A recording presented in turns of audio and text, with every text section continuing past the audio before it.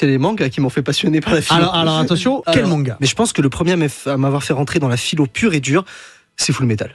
Ah, très bien. Qu'est-ce qui t'a plu particulièrement, philosophiquement parlant? Est-ce que tu veux la réponse de l'enfant qui regarde Full Metal ou du philosophe maintenant? En fait, j'aimerais bien l'enfant et ensuite le prof de philo. Pour l'enfant, tout simplement, je me rendais compte quand il parlait de un et tout est un, quand il était sur l'île, tout cela, ça me faisait poser des questions vis-à-vis de l'unité des phénomènes du monde, tout ça. Quand j'étais petit, je me disais, mais il y a un truc derrière.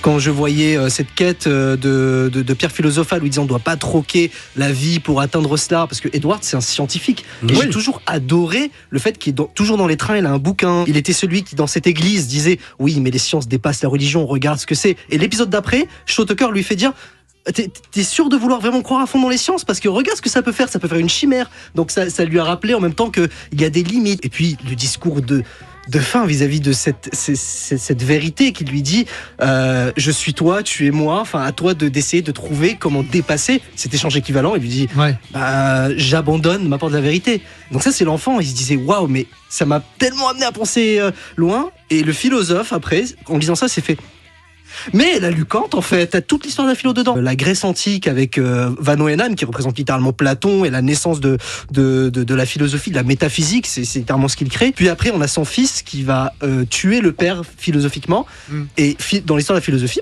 c'est un peu Kant qui le fait. Et puis surtout, il va citer littéralement la critique de la raison pure, Édouard Eric. Donc oui, en fait, ça a été une porte d'entrée formidable dans la réflexion pure philosophique.